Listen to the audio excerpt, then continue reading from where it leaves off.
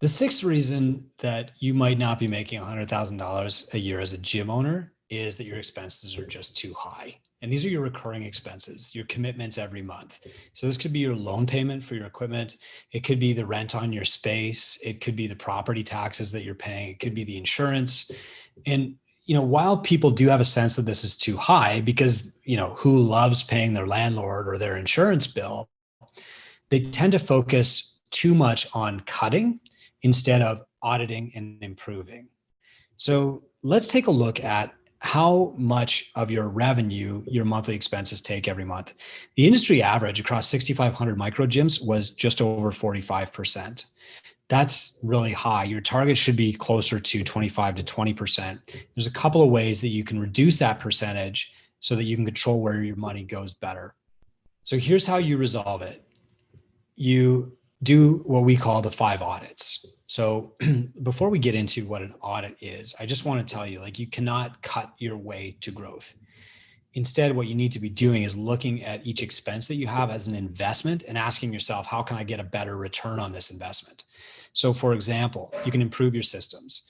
If a client won't show up unless you're there, or if your staff come to you with every problem, hey, how do you want to handle this guy? He's asking for a refund. Hey, is it okay if I give this person a discount?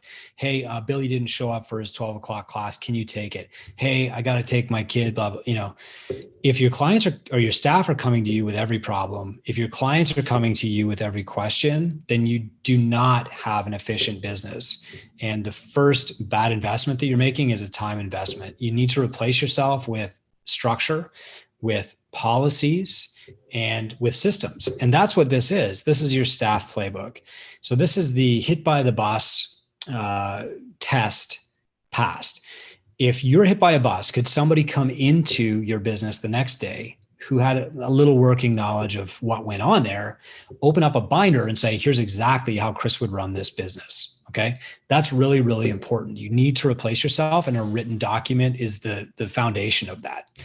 Then you're going to do the 5 audits. Okay. So the first thing that you're going to do is you're going to audit your client journey.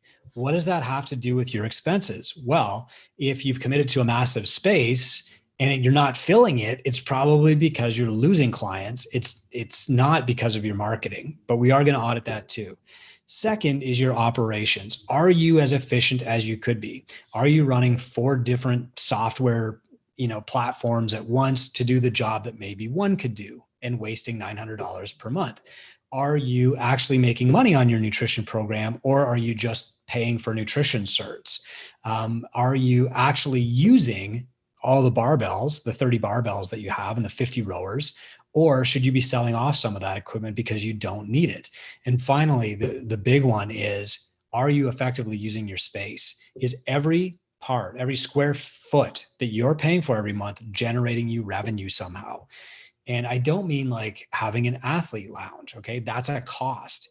If people did the math and they actually audited their operations and their facility, they would look at some of these costs differently. So for example, if you've got an athlete lounge and it's 100 square feet and, maybe that's like 5% of your space. Out of 2,000 square feet, you've got 100 square feet for an athlete lounge. That's cool, until you realize that you're paying $5,000 per month and that $250 is paying for that athlete lounge. And now you can ask yourself, is it really worth $250 every month for this athlete lounge? Is it keeping people around longer? Is it helping me get new clients?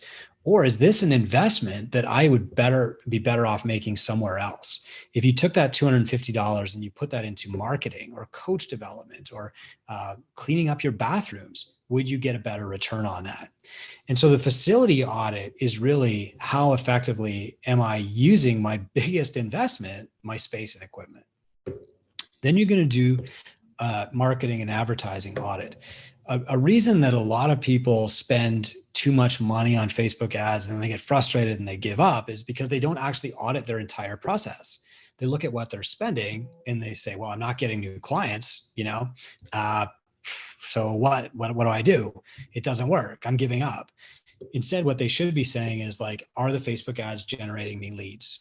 Are those leads converting to a no sweat intro or free consultation?